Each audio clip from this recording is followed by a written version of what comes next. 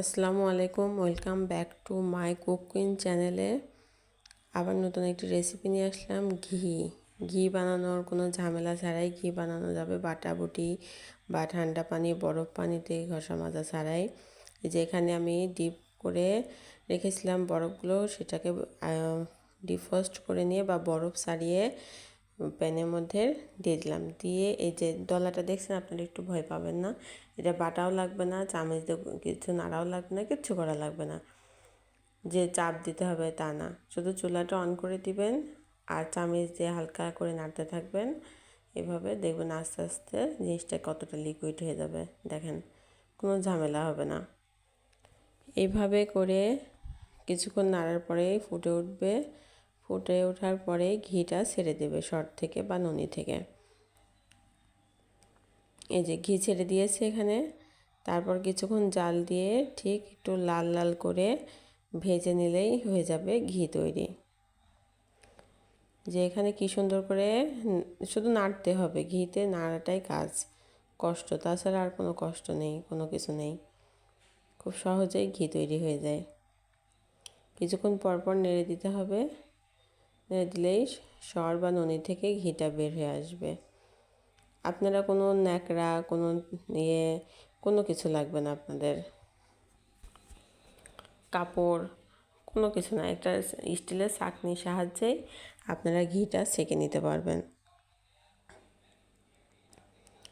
ঘি ছাঁকা হয়ে গেলে দেখবেন ঘি তৈরি।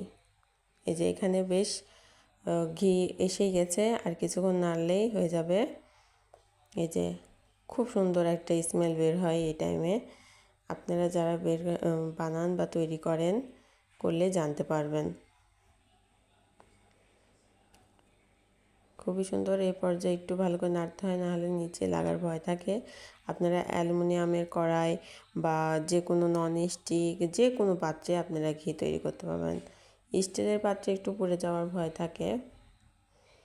এই যে এই পর্যায়ে আমার ঘিটা তৈরি হয়ে গেছে। যে আমি লাল লাল করে ভেজে নেবো, যাতে ঘিটা বাহিরে রাখলেও, ফ্রিজ বাদে বাহিরে রাখলেও নষ্ট হবে না। আর যারা একটু ইয়েলো ইয়েলো করে রাখবেন বা হলদে ভাব থাকবে, তাদের ঘিটা বাইরে রাখলে একটু সাদা ধরে যাওয়ার ভয় থাকে। এইভাবে একদম লাল লাল করে নিলে পরেই ভালো, ঘিটা ভালো থাকে বাহিরে। যে কোনো বয়ামে রাখলেই ভালো থাকে। আমি তো প্লাস্টিকের কন্টেনারে রাখবো, দেখতে পাবেন, তখনই বুঝতে পারবেন যে এটা যে কোনো বয়ামে রাখলে এই ঘিটা ভালো থাকবে। আর কাঁচের জারে রাখলে তো অনেক ভালো থাকবে। এই যে এভাবে আমি চামচের সাহায্যে চেপে চেপে একটু ঘিটা বের করে নেব। সামান্য গুঁড়ে গুঁড়ে পড়লেও ভয় পাওয়ার কোনো কারণ নেই। এটা যখন ঠান্ডা করব, নিচে তলিয়ে গেলে পারে ওটা আর ঘিয়ের সাথে মিশে যাবে না।